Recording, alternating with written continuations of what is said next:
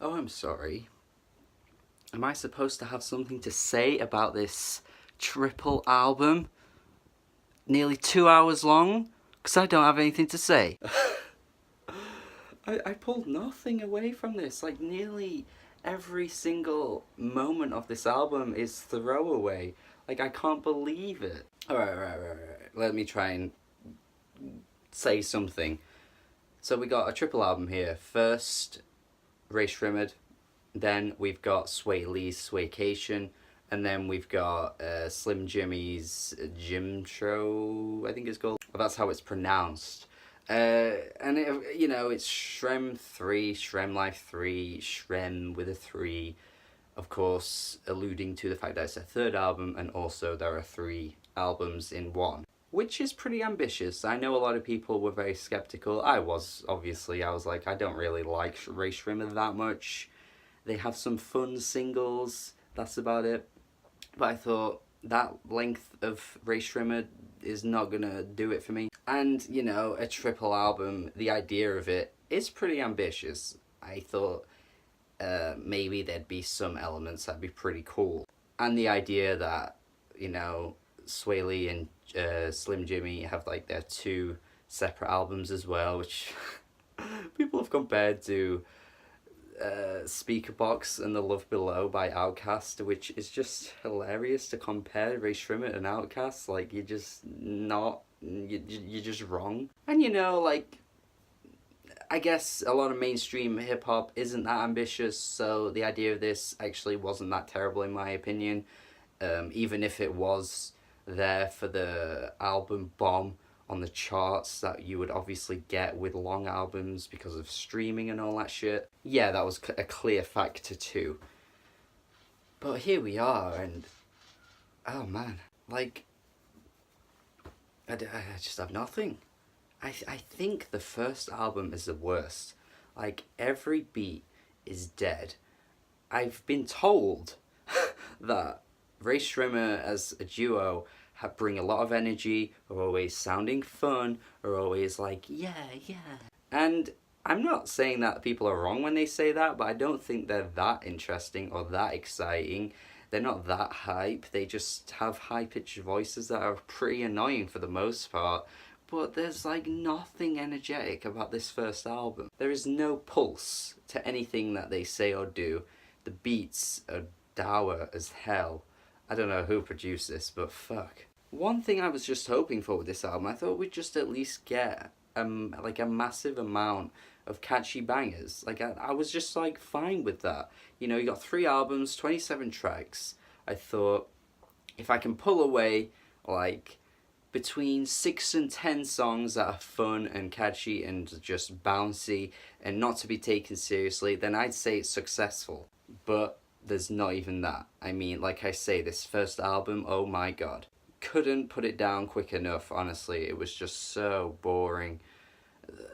Yeah, I mean, I can't even say that they're trying to ride a trend or be like anyone else, because at least like with Migos, you occasionally get the trap banger that sounds like really fun to listen to, but there was nothing on this first part.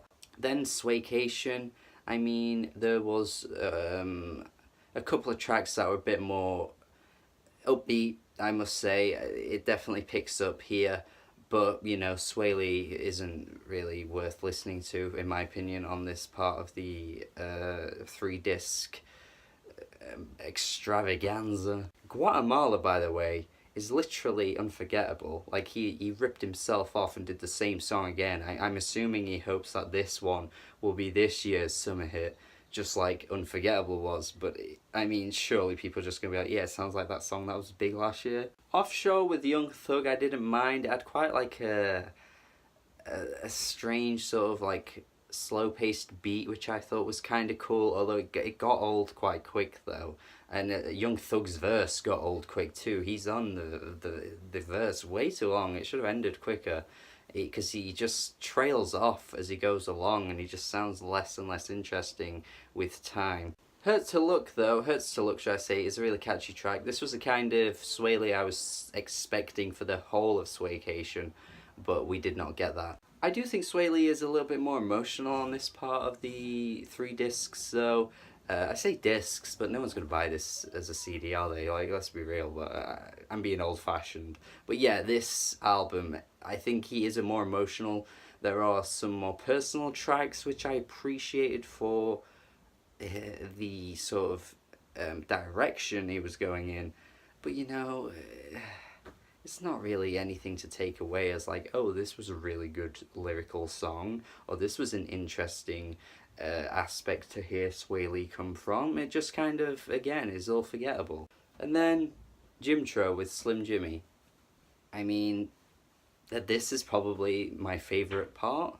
Not like in a way that's like, oh yeah, it's really good. It's just probably the most exciting, I guess, even though it's again pretty throwaway. He opens up that part of the album really amped up. I mean, I was waiting for this energy, and you finally get it like fucking 20 tracks in or something. Yeah, I don't mind him on this one.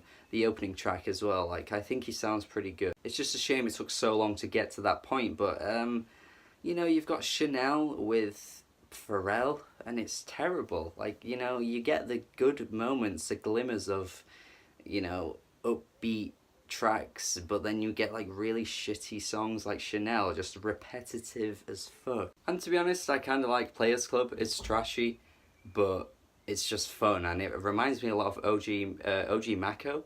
Remember that guy? Where did he go? He had some bangers back in like 2014 or something. But that beat, totally, that piano, do do do do do do. It's so ominous, but it just sets the tone really well. And I know, like, you know, the chorus, I'm gonna go fuck with the strippers tonight. I'm gonna go fuck with the strippers. It's so, like, mind-numbingly basic and just, like, uninteresting in every way.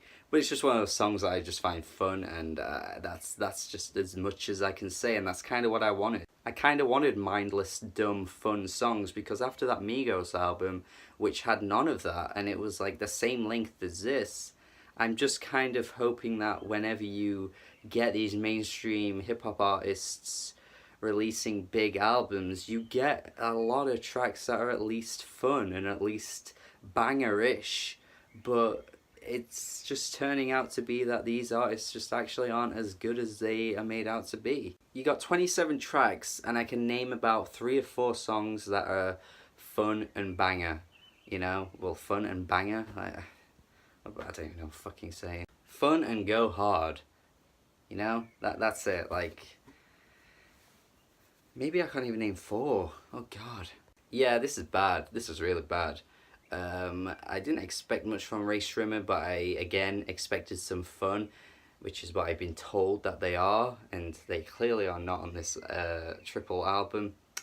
So I guess it's an E. It's an E. It's bad. It's not good. Let me know your thoughts if you have listened to this, if you've actually put yourself through this for the entire time. Are they the new Outcast? Don't answer that question. Don't answer that question. Please don't.